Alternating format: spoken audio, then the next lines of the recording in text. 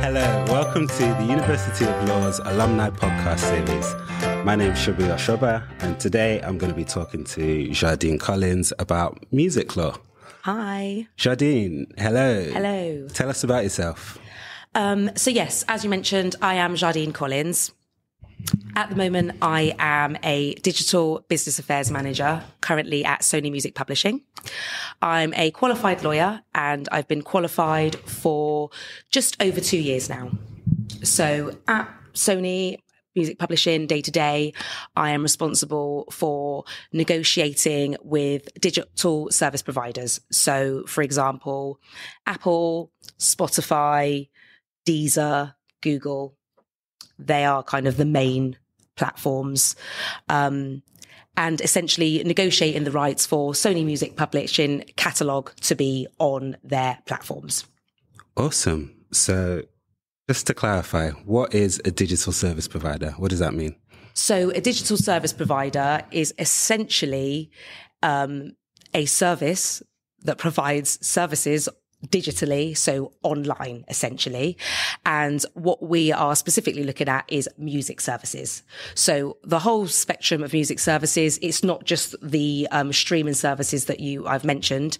Other ones are fitness services or karaoke. So it touches a broad spectrum. The main thing is that it is essentially hosted over the internet. So it's not radio, not broadcast linear. And yes, online, digital. A service. Awesome. So, what got you into that? I mean, why did that get your interest? So, way back when I first started my academic journey, I actually wanted to go into performing arts. So I loved acting. I loved singing. I was doing that at college and I just realized that the day-to-day life of an actor, going to auditions, it didn't suit the way in which I learn and the way in which I thrive. It's just a very kind of freestyle is how I would describe it. I think that it also takes a lot of you have to have a high self-esteem at a very early age to even survive, because it's a tough life. You know, you go into auditions, 80% of them won't be for you. So at that time, I just didn't feel that I had the energy, the grit inside of me to continue with that. Always found myself to be very academic. So I was studying law at college. I watched a lot of American TV at the time, as that was all that was really on. And I think that is where I kind of understood the concept of the music lawyer. Because I think that in America, the lawyer has a different role. The lawyer is a bit more of the star of the show in America. A bit more glamorous, yeah. Absolutely. The attorney. Exactly that, the attorney. Whereas this is completely just my perception, but the UK particularly, we are very quite composed, and the perception of the lawyer is a bit more in the background, quite, Unless you're a barrister, then it's like being an actor. Absolutely, absolutely. But even then, I still feel like they're not the star. Whereas I got very much American TV, the lawyer was the big thing. Not that was what I was going for. Anyway, so yes, that's where the idea kind of was instigated. And then I embarked on the legal career. And just continued to look at ways that I could combine my passion for music with the legal career. Because what I did find is that the day-to-day realities of the job, I suppose when you're doing kind of contract stuff, it can kind of be replaced with anything in terms of subject matter. So for me, it's just about doing something that I actually just really feel passionate about. And so, yeah, that's always been a focus. I've always wanted to combine the two. I've taken roles along the way, done a lot of sidestepping just to really kind of get a toolbox to ultimately lead to this role. And then actually in terms of getting this role, I actually just applied on LinkedIn, believe it or not, and went and got an interview and went and did it that way. I do know people in the industry. That isn't how I got the job. So yeah, it was a pretty cold application and I got it. Wow. It was a journey before then. I thought I was going somewhere else. Yeah. I was humbled. What was that journey like? I mean, you said you studied law at college and then you kind of mentioned how you got your first role when you were qualified. What about the in-between stage? What was that like? really tough, actually. And it's still kind of surreal that I've even got this role. Like, I walk into my work every day like, wow, I really actually did it. It's just felt like a fight, to be honest, from the very beginning. It's been quite a lot. It's been quite heavy. There's been a lot of barriers to overcome and obstacles to overcome. And I think that what I found particularly difficult, I suppose, or, a bit more challenging to the journey that I wanted to take, is that the information that you have is very much set up for if you would like to take the private practice route and you'd like to apply for a training contract, and this is like how you would like to go. And already I kind of before even starting on the journey, I already fell foul of that because I didn't do as well in my A-levels as what I would like to have done. So already from going into the first year of the degree, I was already on the back foot, so I felt, because I already knew that there was a large chunk of training contracts that I couldn't apply for simply because I didn't have good enough A-levels, which just felt so upsetting. You're hitting the mark on your degree. Everything is fine. I know I'm capable. But again, these are one of the barriers to entry of the profession. And again, that things like that can kind of go a little bit deeper, because I think that when you even look at the statistics and the progression from school to college, you do find that a lot of children or young adults that are from lower socioeconomic backgrounds or disadvantaged backgrounds, they do take that slip in that step up from school to college. So I just think that, just for the nature of the age, the timing, financially, everything that is involved, that in itself just creates a lot of barriers to entry. So it's been quite difficult. On top of that, I've definitely felt that I've taken jobs that have felt not directly relevant, but I've just had to find what it is that I'm taking from them. So, as I say, I've always had the music goal at the back of my mind. So I worked at the British Standards Institution for a period of time.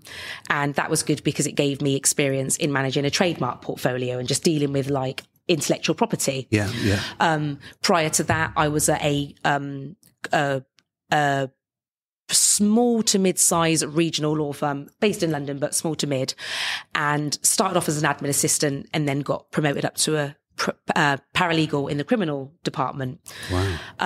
So again, it was like, at the time didn't feel very, very relevant, but it was a step in the door. I got the admin job. Then from then I was able to level up to the paralegal.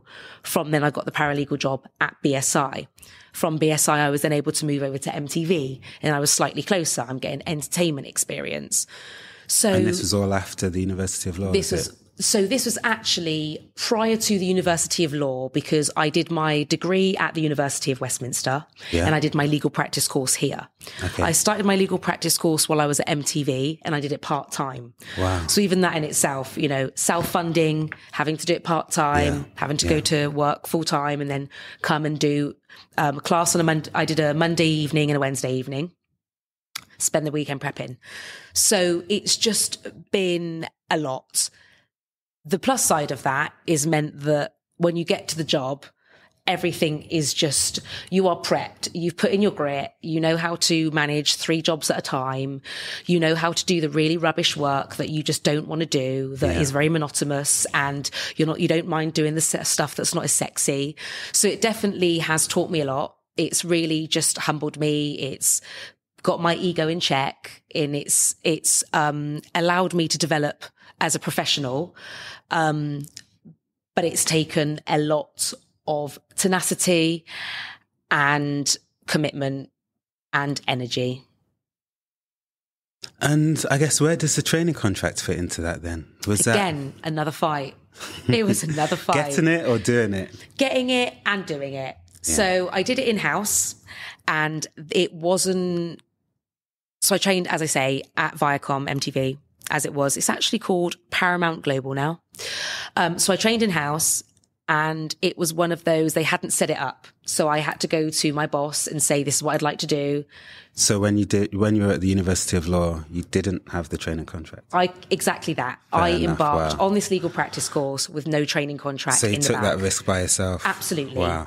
Because I also knew that if I could go to an employer and say, listen, all I need you to do is train me, it's one less hoop for me to jump. I'm not even asking for you to put money up. I'm not even asking you to take a risk on me at this process. I'm just asking you to add an extra hour on your day to sit down and really just talk me through some stuff. So it was all the reason why I did take the risk was because I felt that it would show that I was committed to the career and would help employers have confidence in me because I've essentially done half of the job. But yeah, it was a risk and not a cheap one, of course. It's a lot of money and I took a loan out to do it. So, I was grateful that I was able to do that. And yeah, I finished paying that off literally last month. So that was lovely. Well done. Congratulations. Absolutely. But yeah, it was, there's no, I don't fluff the story up because it's not been easy. It's been an absolute fight. But if I'd have given up at various points, then I wouldn't have gotten here. So It's definitely worth the fight. But yeah, there's not been one stage of the journey that I would say that was pretty easy. Yeah.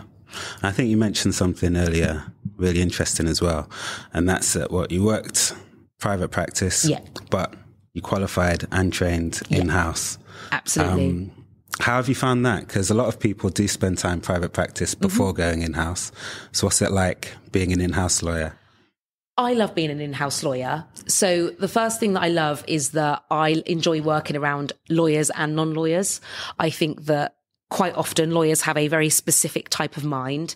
And I think that in order for you to grow professionally and personally, you need to have exposure to all sorts of different people. So that's the main thing that I love about working in-house is knowing how to navigate and work with different people that have, different stakeholders that have different priorities, different motives, different outcomes, what they are, different requirements, different needs. And also for me, to be honest, it's a personality thing. I openly say this, I'm an expressive person. When you meet me, I am not I am not the person that you think of when you think of a lawyer. Just because as I say, I'm quite expressive. I use big hand gestures. I'm just quite animated, I think is how I describe myself. So for me, it's just nice to be in a place where I feel that my personality is welcomed, which I felt that I didn't really feel so much in private practice. I just felt that private practice, I just didn't really fit in. Yeah. And again, that might be a kind of a mindset thing, a perception thing. But ultimately, I just want to go to work every single day and feel happy. And then I suppose work-life balance. Like I like being able to I enjoy not having to do billable hours. Yeah. I enjoy the different workloads along as the year goes by. I really enjoy the work-life balance and I like working in the music industry. I came to work in music and not in law.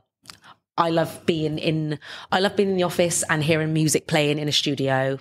I love going to music events. I was about to ask you exactly that question. Like, what's it like working in the music industry? That sounds quite glitzy and glamorous. I love it. It's great. I foam at the mouth every single day because I get to see artists that I love, that I can, help with essentially the bottom line of what they take home, but also can enjoy it from a personal level. So I really do enjoy it. And I like to be a professional in my day job. And then if I get to go and see stuff outside of that, I like to be a fan. So I'm here to work in music. I like working with artists and I just like to be amongst the people that I am working for, essentially, whereas I find that in private practice, it's just very much removed. You know, you have a spread of clients, they can all be very different. So it does just feel that my purpose as a lawyer is kind of all encapsulated with the whole business, essentially. And I think that's really important to note because, you know, when you're on the journey to become a lawyer, a lot of the time you do feel like, you know, you have an image of what a lawyer is and what a lawyer does. And that image is massively influenced by private practice. Yeah. But there is a whole world out there where lawyers also have a part to play that, you know, covers every industry, really. You know, every industry has some sort of contract or agreement. Indeed, absolutely. And I think that, you know, it's even just about, I think, like the people that you see in your position, like, you know, in your positions. I want to walk around my workplace and see a diverse mix of people. I want to see Black people that are very, very senior. I would like to see that. And I think that I've struggled with that a little bit in private practice.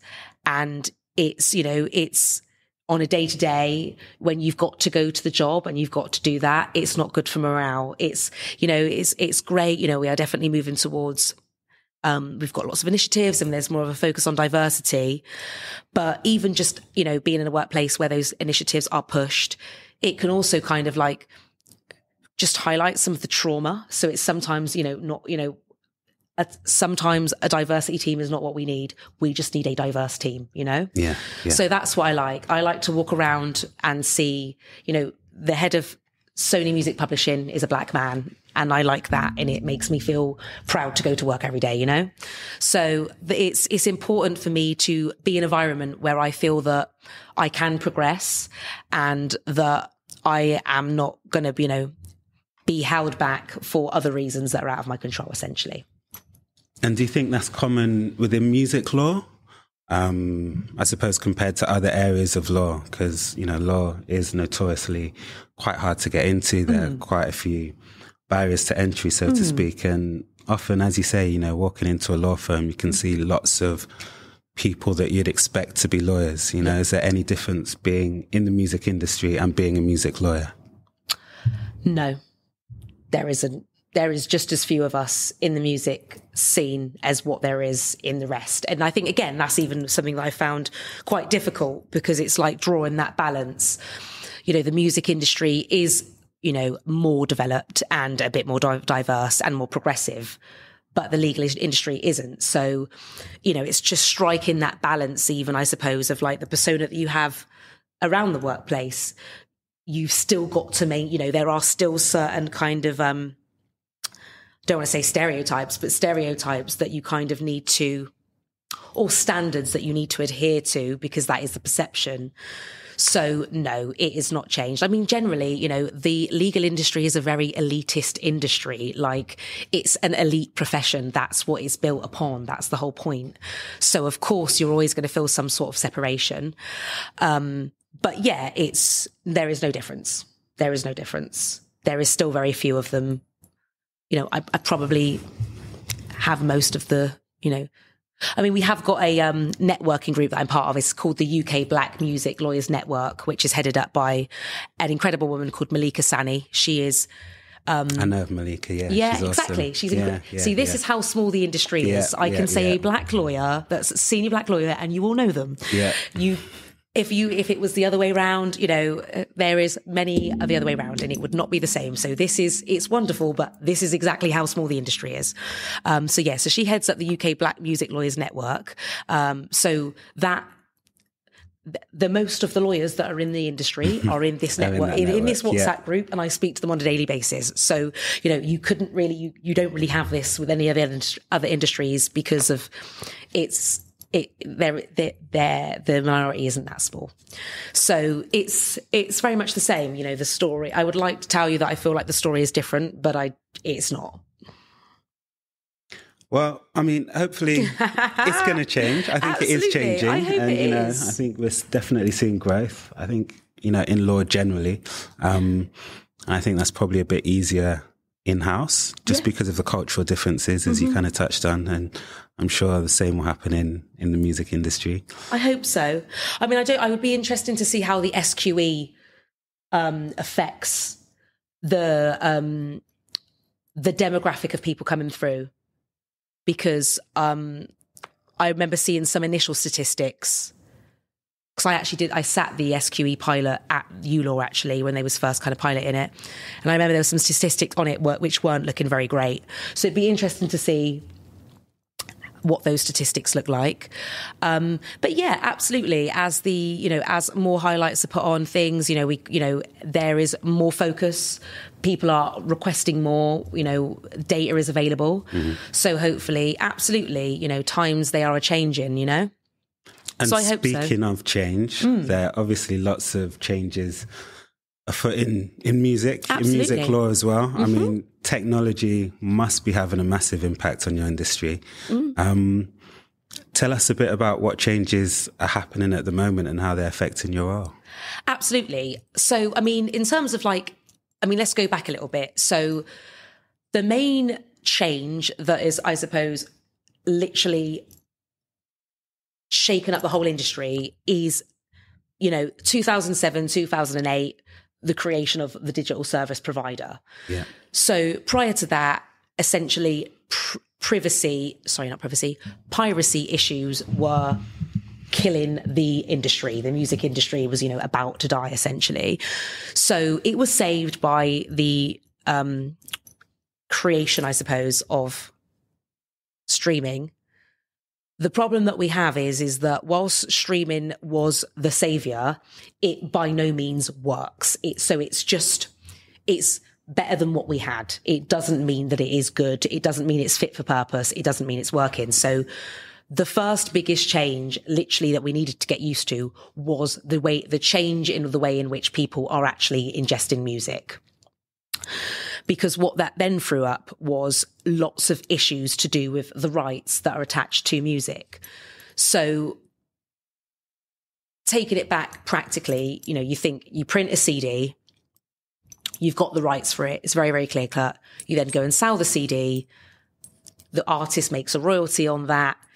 It's all done by a unit base. It's very, very clear cut. You can see from beginning to end. It's very easy to track. Good old days. Absolutely.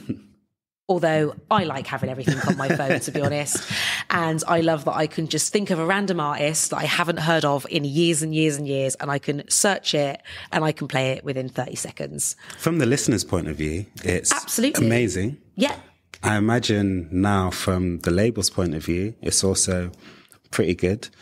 How does it affect the artists? I mean, compared to what? Piracy? I mean, because if compared to piracy, then, there was nothing. So it's better to get something than nothing. I mean, compared to CDs, I mean, in terms of what they're getting from it, what do you mean? What sort of angle? I mean... Well, I mean... If I go back to when I was young, I remember, saving up my pocket money, buying a new album, $9.99, $12.99, $14.99 for the double albums with the in-sleeve. Oh my God, I forget the double albums. Yeah. They were so great. Exactly. And now I can listen to anything whenever I want. Yeah. Pretty much free of charge if I'm happy with adverts every, half an hour or so? Every 6 songs, I think it is. Fair enough. So, I mean... I think. Where is the money coming from? So the money is coming from your subscriptions, and the money is coming from all of the other revenue that they would make on the service. So advertising revenue, essentially. So as you can imagine, I mean, it's just been recently announced that Spotify are putting out their prices, for example. But in real terms, the price of a subscription is actually gone down. So I think it's almost the equivalent of £7 essentially is what the £10 subscription is worth today. Because if you think, over the last 10 years, the change in value of the pound and the price of subscription has stayed the same for that majority of time. So essentially our music has gotten cheaper and cheaper to listen to. obviously the problem that you have is that, you can't control what prices service providers charge subscribers. And there is a few to choose from. And they all are essentially, there or thereabouts offering the same thing, which is music. So there's only so much you can differentiate. And I imagine that the fear is nobody wants to be kind of the first one to move, because are you then going to lose? If you're the first one to move, are you then going to churn all of your subscribers and they're going to be pushed to the other services? Yeah.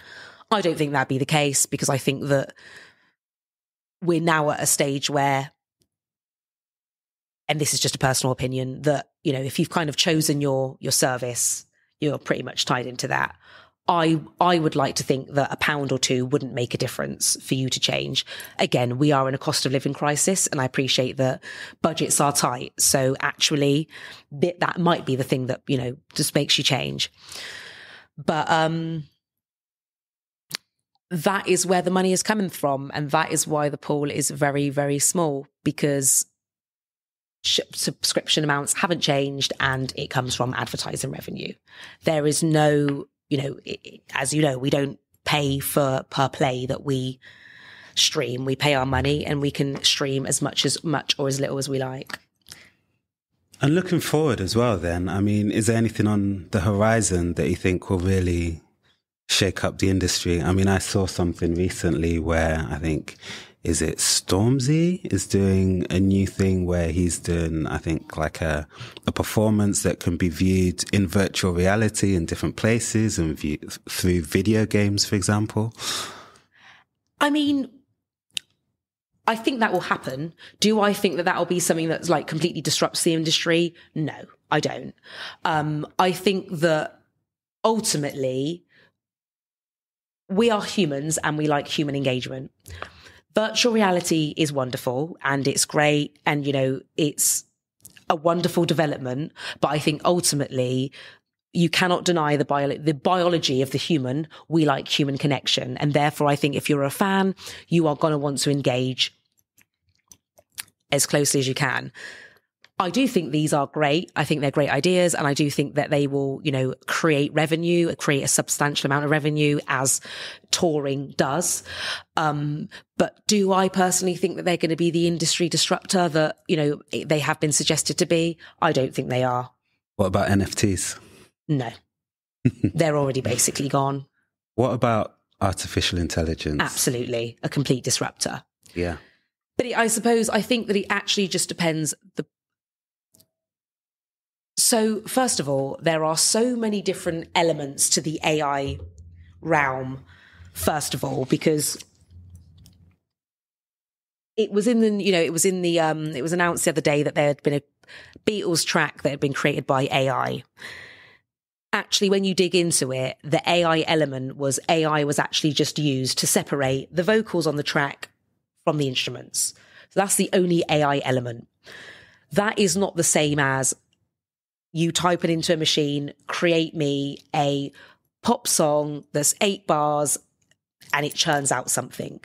So I think that there are so many different layers and different elements to AI. In terms of generative AI, I think that is going to be the biggest disruptor.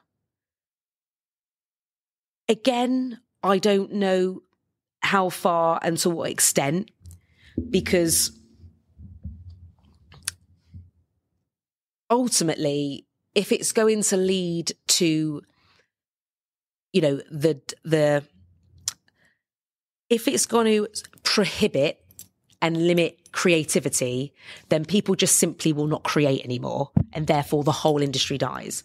I just cannot see, again, that people are going to be willing to kind of... We've been making art since the beginning of time.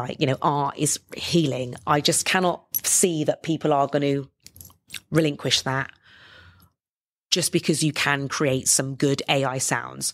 Do I think that, it's going to have bigger effects on certain industries? Absolutely. I think maybe the electronic dance music industry is going to, maybe see a lot more AI music than what something that's, focused more on acoustic sound, live instruments. But one of the ways that I think that it could impact is because a lot of the digital service provider agreements are based on essentially a revenue share. If you find then that the platforms are being flooded with a lot of AI music, that is then going to dilute the share for non-AI music, which ultimately means that artists that are not doing like AI music are not going to get as much because the pool is now diluted by AI music. And what about in terms of things like ownership? I mean, there's the recent Ed Sheeran case, I think, and that was really interesting because his music potentially sounded like other artists' music. So, I mean, I could use Gen AI today, arguably, to create a song that sounds like Elvis. If I were to do that, who owns it? Who does it belong to? And well, there's actually a few kind of different issues there. So the first thing is how you train a generative AI model. So it's all fine and dandy that you can create it, but actually if you've used copyrighted information to actually train that AI and you don't have a license to do it, it's there for you're not licensed to do that. That is copyright infringement. So the first thing is how have you got Elvis's voice? If you've used that from IP that you haven't licensed, you cannot be doing that. That's an infringement. If you have been able to get over the first hurdle of actually providing IP that you've either licensed or that is able to be used open source, essentially. I don't know if I'm using the right word in the music sphere here by saying open source, but that's the kind of what I'm alluding to, as in able to use without a license. Second thing is it depends upon the jurisdiction. Different jurisdictions are taking different approaches. Certain jurisdictions are taking the approach that it's about where the software is based. So if you're doing it and if your generative AI is being operated out of a place that doesn't have copyright laws or strong protections, you're going to be wonderful. You can run with it and you can then feed it into these other territories. So it's actually also depends upon the jurisdiction. And then it also depends on the input. So actually, how have you used this tool? Are you just putting in a phrase and you're expecting it to spurt out? Have you had to have a little bit of input? So again, this is all new. There are no rules because there are so many different elements. So to answer your question, we don't know who would own that, but what we would look to do is to understand how did it actually get there. So that is our first kind of point of call, like, have you used our IP to train this? And that's where we're starting. Obviously, the UK has recently announced their kind of approach to the legislation on AI. And my understanding is that it is going to be regulated by industry. A bit like the FCA with the financial services, the bit in way that's regulated, rather than having an AI band. It's going to actually be done by industry. Again, early days, and that may have changed in the last few weeks. But that's my understanding as to the way in which they're going to take a kind of regulatory approach. So it is just all new. I also do think, is it one of those that, when a new piece of technology comes in, it creates hysteria. And, people either want to jump on it straight away and get it out there licensed, or they want to put up the red tape. And I think that, this period of time is really about just finding the balance and understanding what is actually going on before you make any decisions that are going to have, damaging effects. I don't think that we should, the music industry should be quick to embrace or quick to disregard. I think that it's definitely let's just wait and see how this goes kind of situation. That's really interesting. So what are some of the common issues you face at work on a day-to-day basis at the moment? What sort of things do you really get into? So over and above the negotiating, one of the things I have to do is deal with approvals. So one of the things that is very specific about the music publishing industry is the rights flow. So, and again, what makes it even more complex is that it's a different picture for the UK. Sorry, it's a different picture for the US and then kind of international.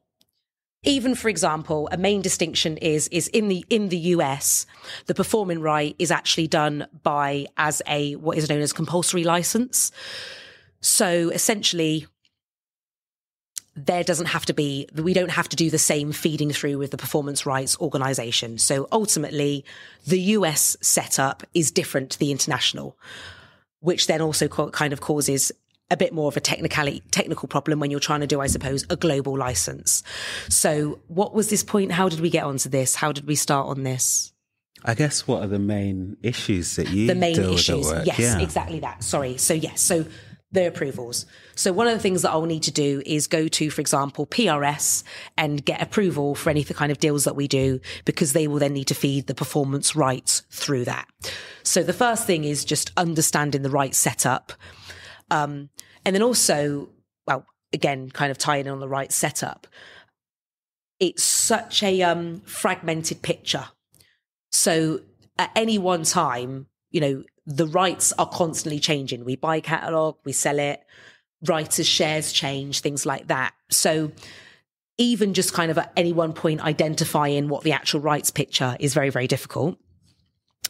Other things that I have to deal with is takedowns from digital service providers. So say, for example, someone's made a tune and they've applied for authorization to use the sample, and the artist might have said no, because that's one of your exclusive rights that you get as part of copyright. So if you're making a song and you want to sample it, you have to get the permission of the owner of the copyright. Yeah. You can't do that until the song is finished. So if you're working on a track that's sampled, you have to spend all your time and money on that, and then you have to send it up for approval. That's where Cisco went wrong, isn't it? And what is that?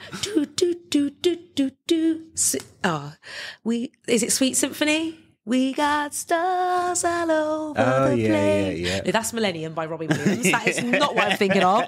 I'm thinking of that Sweet Symphony. Anyway, they basically lost a lot of money. And I think recently Diddy was saying he pays Sting a lot of money in royalties because he didn't license every breath you take properly. So yeah, it gets you into trouble, but people go ahead and do it anyway. So I spend some time getting things taken down. Or if they've just, I think when you're kind of putting music out there, people can think that they're doing a cover, but it's not cover. They've done a slight little change, which becomes an adaptation. So just dealing with takedowns, copyright infringements, which are quite often not malicious. A lot of the time, people just don't really know when they're committing some sort of infringement. How do you even track that? Like, how do you know that someone's uploaded or used your music? I mean, you can't listen to everything that's out there. How do you find out? Not at all. So these will usually be flagged up to us. So for example, if someone's asked to use your sample and you've said no, I imagine as an artist, that's probably going to be on your radar. It's going to get your attention. And then also when stuff is on digital service providers, they use a software to scan them so they can kind of recognize what the music is. So I imagine that if you then get picked up in one of those and your name gets attached to a track that you then know you've not authorized, that's maybe how it flags up. But generally we don't go out and search this stuff, because you're right that you can't pick up everything. But we are usually, the attention is drawn to us either by an artist or someone that's affected, and then we manage that on their behalf. And I mean, based on what you said, is that just in the UK? How do you deal with work that's international, done by an artist somewhere else? Our department is international, so we would cover everything other than US. So when you go to submit, you can then select. So when I go to do a takedown request, there's actually part of the form where I actually have to submit the rights that we own. So if we control worldwide rights, lovely, I'll put that. However, it might be 35% for France, different X, Y, and Z. So there is an option to select the territory in which you're referring to, because it is different again by territory. It's really, really interesting. Okay, so I guess final question. What would be your top tips for someone that wants to get into the industry? What would be my top tips? If you could speak to yourself 5-10 years ago, what would your advice be? Keep pushing. Keep pushing. Because that's all I did. I wasn't from London. I didn't Does that make a difference? 100. 100. It's a small world. It is a very small world, and it's a small industry. And, you know, I think that a lot of this stuff has been bred out of London. You know, a lot of our music, you know, a lot of the black music industry has come from London. So of course, but yeah, it just means that, you know, a lot of people do know each other when you know, so automatically you kind of have a network. So I have found it a little bit, you know, it's just, you know, you feel like you're begging it with people because you are just trying to make friends. But that is also just the nature of networking. You just have to do it, and everyone is just also on the hustle. So yeah, I think that it, you know, it's definitely had it's not had an impact, but it, you know, it's brought its own challenges. I even think that, you know, being from London and being from outside of London, you know, you just have very different perspectives on life in general anyway. I think that, you know, it's a slower pace of life growing up outside of London. Yeah. I think you have to grow up very fast when you're in London. You have to be very independent. And I think naturally, as a result, it creates some real, you know, go-getters. And there are a lot of young people in London, as there are everywhere, but a lot of young people in London that are just doing crazy, incredible things for being so young. And you're just like, yeah, that is because you are surrounded by greatness. You're surrounded by dream chasers, like, and you've seen it. You can see that, you know, what can be achieved. So firstly, I'd just say keep pushing. And then secondly, I just think that when, you know, no matter where you are, you're always there, I believe, for a reason. And I think it's really just about, no matter what situation that you're in, just making sure that you're taking the most from it. Because it's like, it's easy for me to see the chain now. But when I was picking up the DX, dragging it to the office at 8 a.m., walking to my admin job, I didn't think that it just felt so irrelevant. But actually, it just taught me invaluable skills, because the music stuff you can learn when you get there. Like, these will just teach you invaluable skills, just about like paying your dues essentially, and just knowing how to find common ground with people that are very different to you. I think, you know, when you're in the music industry and everyone's got the same interests, lovely, you fit straight in.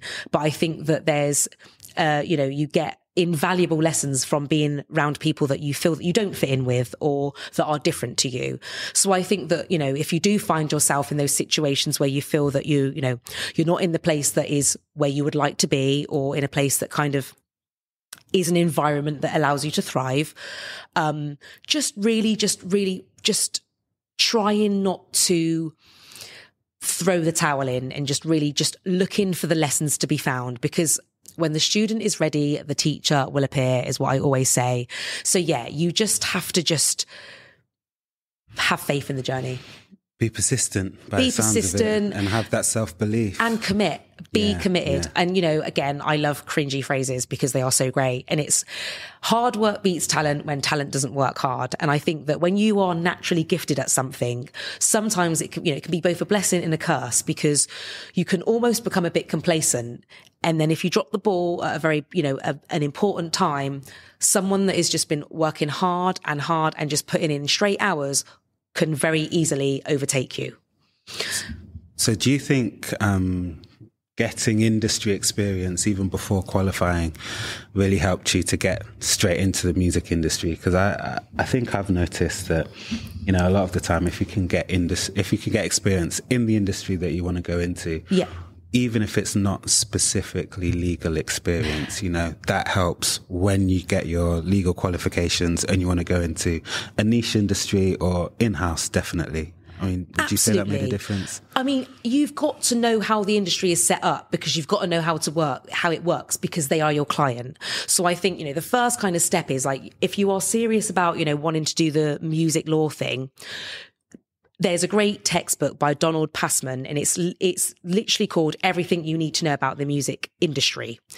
And it goes through the actual business element of the industry. And from there, you will even be able to understand all of these different roles and jobs you can have within them. Great book. Definitely. Incredible. Yeah, even just knowing about the societies. I didn't even know that I could have a job in music working at CSAC because I didn't even know what CSAC is. Now, CSAC is another writers' society.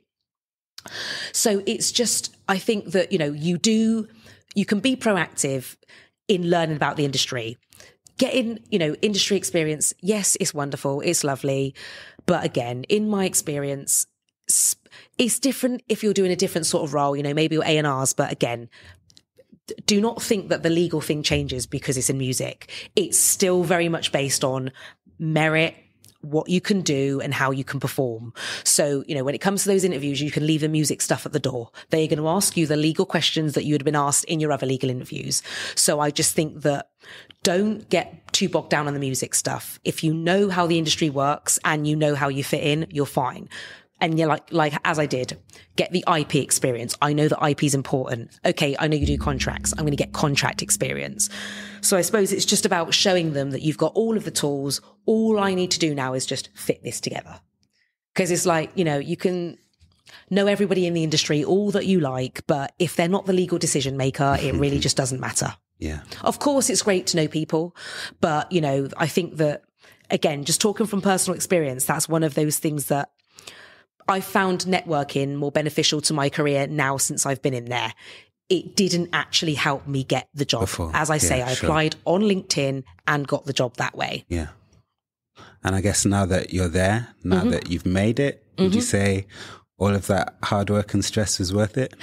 Absolutely. I mean, don't get me wrong. It hasn't been without its challenges. I think that I found it a very humbling experience moving into music publishing. It's very technical.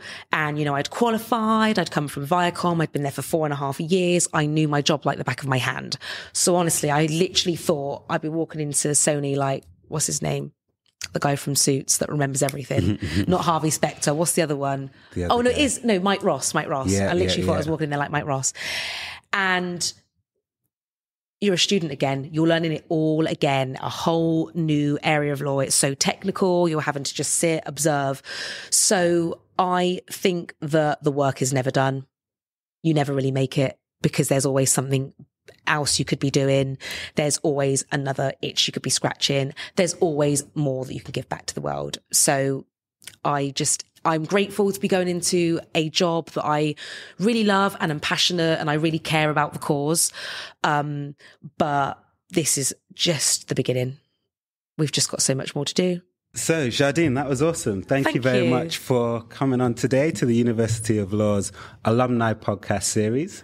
Thank you for having me. Pleasure speaking with you. And all the best in your work. Thank you so much. It's been really, really great. Honestly, I'm so happy to be back, even though it gave me a bit of anxiety walking through the door. But no, it was great. And I wouldn't be a lawyer if I hadn't have come to you, Law, and done my LPC here. So thank you. Same here. Thanks for having me. It's been great. And I hope I can inspire some others.